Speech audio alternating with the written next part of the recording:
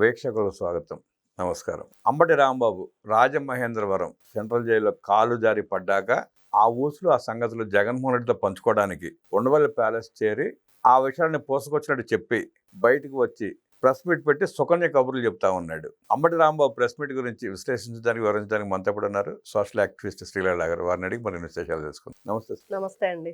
అంబటి రాంబాబు జగన్మోహన్ రెడ్డిని కలిసి వచ్చిన తర్వాత ప్రెస్ ముందుకు వచ్చి సుకన్య కబుర్లు చెప్తున్నాడు. ఆయన ప్రెస్ మీట్ ని ఎట్లా చూస్తారు, ఎట్లా విశ్లేషిస్తారు? అంటే కాలు జారి పడ్డటమేనా? పోలీసులు కొట్టలేదా? పోలీసులు కొట్టారని చెప్పుకోలేక కాలు జారి పడ్డానని చెప్పినట్టున్నాడు. అంతేనా? అందరూ అదే అడుగుతున్నారు. ఏంటి ఎవరు అడగకుండానే అసలు ఎవరికి కనిపించిన దెబ్బ కూడా చూపెట్టి నేను బాత్రూమ్ లో కాలు జారి పడ్డానని చెప్తున్నాడు జైల్లో అంబటి రాంబాబు. ఆ చెప్పడంతో డౌట్ మొదలైంది. అదే కదా, సినిమాలో కామెడీ సీన్. పోలీసులు కొట్టారా ఏంటి అనే డౌట్ మొదలైంది. అప్పుడేమో చాలా ఇబ్బంది గురి చేశారని చెప్పేసి జడ్జి గారి ముందు వాపోయాడని విన్నాము అరెస్ట్ అయిన రోజున. తర్వాత ఈ రోజున ప్రెస్ మీట్ పెట్టి మళ్ళీ ఇదిగో కాలు జారి పడ్డాను, దెబ్బ తగిలింది, అంతేగాని నన్ను ఎవరు ఏం చేయలేదని చెప్తుంటే ఏదో చేశారనేది ఇప్పుడు అర్థమైంది అందరికి. మొత్తానికి అంబటి రాంబాబుకి ఏం చెప్పాలి పాపం, పోలీసులు పెళ్లి చేశారంటారా ఏమంటారండి పెద్దవాళ్ళు? రే నీకు పెళ్లి చేస్తాంరా అంటారు అనుకుంటా. అలాగా పాపం వయసులో పెద్దవాడు ఏమనాలో మనకు అర్థం కావట్లా. నిజంగా పెద్దవాడని అంటున్నాం కానీ ఆ పెద్దరికంగా ఆయన ప్రవర్తిస్తున్నాడా లేదా? పెద్దరికం నిలుపుకునేవాడికి పెద్దరికం ఇవ్వచ్చు. ఇప్పుడు ఇందాక ఆయన ప్రెస్ మీట్ నేను కూడా విన్నానండి. ఏమంటున్నాడు? నన్ను రెచ్చగొట్టారు, నా కర్మగాలు నేను రెచ్చిపోయాను అంటున్నాడు. అది నాటకీయంగా డాన్స్ చేసి చెప్తున్నాడు మళ్ళీ. నువ్వు నీకు పెద్దరికం ఉంది, 40 ఏళ్ళ రాజకీయ చరిత్ర ఉందని చెప్పి నీ కూతుళ్ళు చెప్తుంటే అంత రాజకీయ అనుభవం ఉన్న వ్యక్తి ఎంత విజ్ఞతతో ఉండాలి, ఎంత నిబద్ధతతో ఉండాలి, ఎంత కంట్రోల్లో ఉండాలి. అవన్నీ వదిలేసి నువ్వు గుడికెళ్ళి వెళ్ళొచ్చే భక్తుడు మా నాన్న అని చెప్తుంది కూతురు.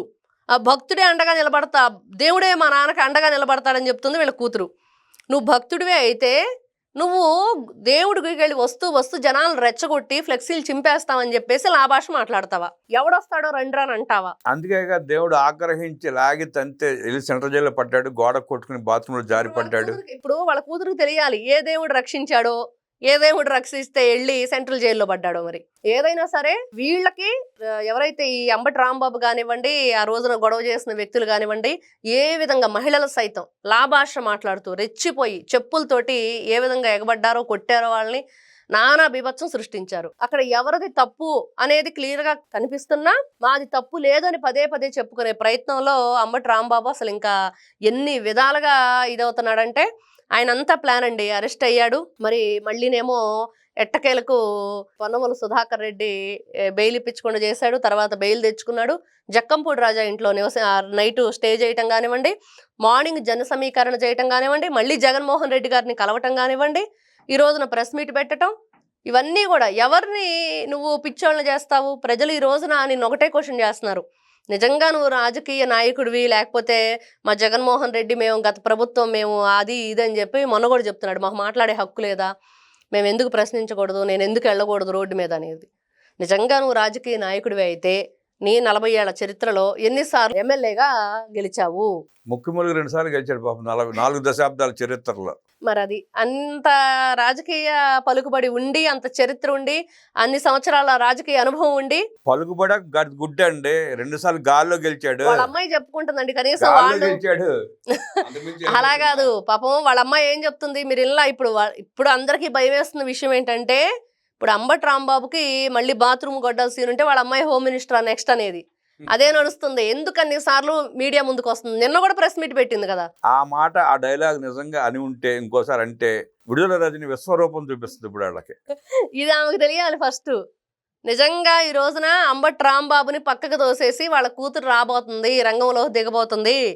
ఏదైతే మనం ఒక నందిగామ సురేష్ భార్య బేబమ్మని చూసామో, మరి నెక్స్ట్ హోమ్ మినిస్టర్ నువ్వే, ఎవరు గొంతేసుకొని అరిస్తే వాళ్లే హోమ్ మినిస్టర్ అని చెప్పి పోటీ పడుతున్నారు. బేబమ్మ కబడ్డీ ఆడితే విశ్వరూపం చూపిస్తుంది విడుదల రజని. ఇంకా విడుదల రజని విషయానికి వస్తే మరి ఈ విషయం తెలిస్తే ఆవిడేమి తాండవం చేస్తుందో చూడాలి.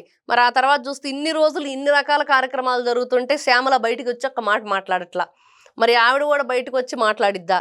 ఎందుకంటే నిన్న అంటున్నారండి ఎవరో జర్నలిస్టు సాయికి పేమెంట్ ఎక్కువ ఇచ్చారు, ఎవరైతే ఈ శ్యామలాకి ఇవ్వాల్సిన పేమెంట్ కూడా ఆయనకే ఇచ్చారు, అందుకని ఆ విధంగా రెచ్చిపోయాడని చెప్పేసి ఎక్కువ పేమెంట్ ఇస్తే ఎక్కువగా మాట్లాడమని జగన్మోహన్ రెడ్డి గారు ఆ విధంగా అప్పుడప్పుడు చేస్తూ ఉంటారని. ఇది వీళ్ళు పేమెంట్ కి వీడియోకి ఎంత ఉంటుందండి వాళ్ళకి? మంత్లీ పేమెంట్స్ కదా, వీడియోకి ఇంత ప్రతిసారి అండి. ఏ జరిగితే దాని మీద విరుచుకుపడాలి, బూతులు తిట్టాలి. మనం చూసాం కదా ఎవరిని పోసాని కృష్ణమురళిని, అదే తంతు. అంటే స్క్రిప్ట్ని బట్టి పేమెంట్ ఉంటుందేమో. మామూలు పేమెంట్ కాదంట, ఓ పెద్ద మొత్తంలోనే సాయికి వచ్చింది, అందుకనే అలా రెచ్చిపోయాడు అనేది మాత్రం ప్రతి ఒక్కరు ఈ రోజున మాట్లాడుతున్న విషయం. అంటే శ్యామలకి ఫిక్స్డ్ శాలరీ అనుకుంటగా, జీతమే కావిడికి. స్క్రిప్ట్ పేమెంట్ కాదు, ఏ వీడియోకి ఆ వీడియో పేమెంట్ కాదు. అందులో సాయిలు ఆవిడ అంటాడు అధికార తప్ప శ్యామలు అంటే ఫిక్స్డ్ మంత్లీ శాలరీసే. అయితే ఆవిడ పేమెంట్ కూడా మరి మంత్లీ శాలరీ కట్ చేసి సాయికి ఇచ్చారో మరేంటో. మరి విజయసాయి రెడ్డి చెప్పాడు, పేటిఎం బ్యాచ్ జగన్మోహన్ రెడ్డి ఇచ్చే డబ్బులకు మాట్లాడుతున్నాడని. ఇది వీళ్ళ బ్రతుకు, ఇది వీళ్ళ చరిత్ర. వీళ్ళు ఈ రోజున కూటమి ప్రభుత్వం గురించి, ప్రజల గురించి, నాయకుల గురించి, ప్రజా పోరాటం గురించి మాట్లాడటం ఎంత ఇదిగా ఉందంటే హాస్యాస్పదంగా ఉంది.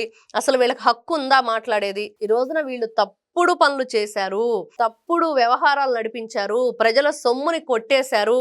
స్వామివారి విషయంలో అది చెప్పలేని అపచారం వీళ్ళు చేసి ఈ రోజున మళ్ళా ఎదుటి వాళ్ళ మీద నిందలేస్తూ మేమేం తప్పు చేయలేదని ఈ రోజున సిగ్గు లేకుండా స్వామివారి ఫోటోలు తీసుకొని మీరు మండలంలోకి వచ్చారంటే ఇంకా మీకు ఎలాంటి భయం ఉంది, భక్తి ఉంది? మీరు భక్తుల ఫోటోలు పట్టుకుంటానికి అసలు మీకు హక్కు ఉందా? స్వామివారి ఫోటోలు పట్టుకుంటే వీళ్ళందరినీ కూడా అసలు ఎవరైతే ఈ లడ్డు కల్తీలో ఉన్నారో వీళ్ళకి అసలు తిరుమల వెళ్ళే హక్కు లేదండి. వీళ్ళ మీద అక్కడ పెట్టాలి. ఈ రోజున ఇక్కడ దొంగలు ఉన్నారు జాగ్రత్త అని చెప్పి పెడతారు చూడండి, వీళ్ళు ఇక్కడికి రాకూడదు, వీళ్ళకి హక్కు లేదని చెప్పి పెట్టాలి. ఈ భూమన కరుణాకర్ రెడ్డి వాళ్ళకి సిగ్గు శరం ఉండి మనుషులు అయితే వెళ్ళరు, సహజంగానే వెళ్ళరు. వాళ్ళు అయ్యే కాదు కాబట్టి వెళ్తుంటారు, అంతే తిరుగుతూ ఉంటారు. మరి ఇంత దారుణం. ఈ రోజున కొంతమందికి కొన్ని చోట్ల అండి వీళ్ళు ఇట్లాంటి తప్పుడు వ్యవహారాలు నడిపిస్తున్నారంటే వాళ్ళకి అక్కడ వచ్చే హక్కు లేదని చెప్పేసి బోర్డులు పెట్టేస్తారు, వెంటనే నోటీసులు జారీ చేస్తారు. తిరుమల తిరుపతి దేవస్థానంలో కూడా ఇదే పని చేయాలి. అంబటి రాంబాబు కూడా ఏదో 4 మాటలు అనేసి అరెస్ట్ అయిపోతే సింపతి వచ్చేస్తుంది ఏదో అనుకున్నాడు, రివర్స్ అయింది. జైలుకి వెళ్ళి వచ్చాడు, జగన్మోహన్ రెడ్డి కలిశాడు, బయటికి రాగానే చీ కొడుతున్నారు ప్రజలు, ఉమ్మేస్తున్నారు. మరి అంతే కదా, సింపతి కాదు, ఉమ్ము తెట్ల కొట్టుకుపోయేలాగా ఉన్నారు ఇప్పుడు వీళ్ళు. అదే కొడాలి నాని అన్న మాట ఇప్పుడు అంబటి రాంబాబు బాగా సూట్ అయిద్ది. ఎవరిని ఉద్దేశించానన్న ఆ రోజున పిచ్చి పిచ్చి మాటలు మాట్లాడిన కొడాలి నాని ఏమైపోయాడో అందరికీ తెలుస్తుంది, చూస్తున్నారు. ఇలాంటి పిచ్చి వాగుడు వాగుతూ ఇట్లాంటి పిచ్చి పనులు చేస్తూ ఉంటే అదే పరిస్థితి. రేపు ఎక్కడున్నారో కూడా గూగుల్లో సెర్చ్ చేసినా కూడా వీళ్ళు దొరకరు అనమాట. ఎందుకంటే చేసిన తప్పులు అలా వెంటాడుతాయి, కర్మ మిమ్మల్ని వెంటాడిద్ది. ఈ రోజున అంబటి రాంబాబు మాట్లాడుతూ ప్రతిసారి, మొన్న వాళ్ళ అమ్మాయి కూడా అమెరికా నుంచి వీడియో రిలీజ్ చేసినప్పుడు ఏమంటుందండి, మా నాన్న సారీ చెప్పాడు అంటుంది. ఈ రోజు కూడా చెప్పలా సారీ. ఎవరికి కావాలండి సారీ? సారీ ఎవరికి కావాలండి? సారీ ఎవరికి? నీ నోటికి వచ్చినట్టు నీ ఇష్టం వచ్చినట్టు మాట్లాడి సారీ చెప్పారంటే కుదురుద్ది అంటే తాట తీస్తారు ప్రజలు. తీయకుండా ఈ రోజున ఎవరు ఊరుకోలేదు, ఆల్రెడీ ఏదో చేసి చూపించారు ఆ రోజున. కానీ అంబటి రాంబాబు మాట్లాడే మాటలకి, వాళ్ళ పిల్లలు మాట్లాడే మాటలకి ఈ రోజు కూడా సారీ చెప్పలేదు. నువ్వు ఏమంటున్నాడు మరి బోసడికే అన్నప్పుడు? మరి నన్ను గంట అరగంట అన్నాడు లోకేష్, నిజమే కదా, నీ ఫోన్ కాల్ రికార్డే కదా. నువ్వు అన్న మాటలే కదా ఉంది, నువ్వు అన్న మాటలు అంటే సారీ చెప్తారు నీకు. నువ్వు అన్న మాటలు అన్నప్పుడు సారీ ఎందుకు చెప్తారు? సంజన సుకన్య అని చెప్పి మాట్లాడింది ఎవరు? ఎవరి కాలు రికార్డ్ అయ్యి బయటికి వైరల్ అయింది? ఎవరు గంట అరగంట అని చెప్పి మాట్లాడింది? గమ్మత్ ఏంటంటే రాంబాబు జైలు నుంచి వచ్చాడు కదా నుంచి పలకృష్ణకి నేను ఒక ఆవిడ ఇంటికి వెళ్ళిందంట. ఎవరమ్మా నువ్వు? ఏంటంటే రాంబాబు గారిని పలకృష్ణకి వచ్చే జైలు నుంచి వచ్చాడు కదా అని చెప్పి అడిగిందంట. మీరెవరు, మీ పేరు ఏంటంటే నా పేరు సుకన్య అందంట. ఇంట్లో వాళ్ళంతా అతహాసులు అయిపోయారు, స్టన్ అయిపోయారంట. సంజన ఎక్కడ నాకు అడగలేదండి. సంజన వస్తుంది ఇవాళ రేపు. అది వీళ్ళ చరిత్ర. గంట అరగంట వాళ్ళు కూడా గతంలో లొకేషన్ ఎక్కడ అడిగిన పరిస్థితి అనమాట. వీళ్ళ చరిత్ర, వీళ్ళ పార్టీ, వీళ్ళు చేసిన తప్పులు, ఎన్ని రకాలుగా వీళ్ళ చీకటి బ్రతుకులు ఉన్నాయో అందరికీ తెలుసు. మరి అలాంటిది ఈ రోజున ఏమి ఎరగనట్టుగా ప్రజల కోసం వీళ్ళు బ్రతుకుతున్నట్టుగా మాట్లాడుతున్నారు చూడండి. ఆ ప్రజలే ఏం మెట్టుతో కొట్టాలంటే ఈ రోజున చూసాం, 11కు పరిమితం చేసి పక్కన పడేశారు. నిన్న ఇంటి మీద దాడి చేసి నీకు బుద్ధి వచ్చేటట్టు చేసినా కూడా ఇంకా బుద్ధి రాలేదు నాకని చెబుతున్నాడు ప్రెస్ మీట్ పెట్టి. అదే చెప్తున్నాడు ఆయన, నాకు ఇంకా బుద్ధి రాలేదు, నేను అలానే ఉన్నాను అని చెప్పేసి మళ్ళా పట్టాభి గారి గురించి, లోకేష్ గారి గురించి, చంద్రబాబు నాయుడు గారి గురించి మాట్లాడుతున్నాడు. అంటే బుద్ధి రాలేదనే. బుద్ధి ఎందుకు వస్తుంది అసలు? బుద్ధి ఎలా వస్తుంది? మరి ఎందుకండి వదలాలి వీళ్ళని? బుద్ధి ఉన్నడికైతే బుద్ధి రావడానికి అవకాశం ఉంటుంది, అసలు బుద్ధి లేనడికి బుద్ధి అంటే ఎట్లా వస్తుంది? చెప్పాలి, బుద్ధి చెప్పాలి.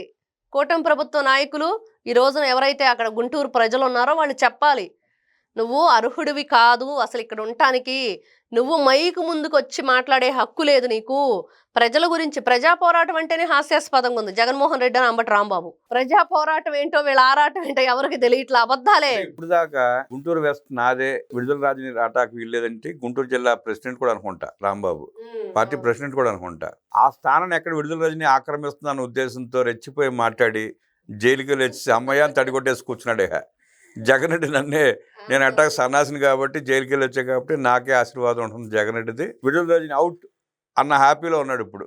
16 నెలలు జైల్లో ఉండొచ్చిన ఆయన పెద్ద సన్నాసను, 14 రోజులు ఉండొచ్చు ఆయన చిన్న సన్నాసి. మరి పెద్ద సన్నాసి సరిపోయారు. చిన్న సన్నాసి దొరక్క బుద్ధిమంతులు మంచి అలా కాదండి, వీళ్ళ వ్యవహారం అబ్బెబ్బే, నలుగురు నవ్విపోతే పోయినే వాళ్ళ పళ్ళే బయటపడ్డాయి, మాకేంటి సిగ్గు అన్నట్లుగా వీళ్ళు వ్యవహరిస్తూ ఉంటే ఈ రోజున రాష్ట్ర ప్రజలు కామెడీ షో చూస్తున్నారు. కనీసం అదన్నా తెలుస్తుందో తెలియట్లేదు. లోకేష్, నీ లొకేషన్ ఏదన్నా అంబటి రాంబాబుకి అడ్రస్ లేక లొకేషన్ దొరక్క నవ్విపోతులు కాక మాకేటి సిగ్గన్నట్టు వ్యవహరిస్తున్న జగన్మోహన్ రెడ్డి తొట్టి గ్యాంగ్ గురించి అద్భుతంగా విశ్లేషించిన శ్రీలీల గారికి ధన్యవాదాలు తెలియజేస్తూ నమస్కారం.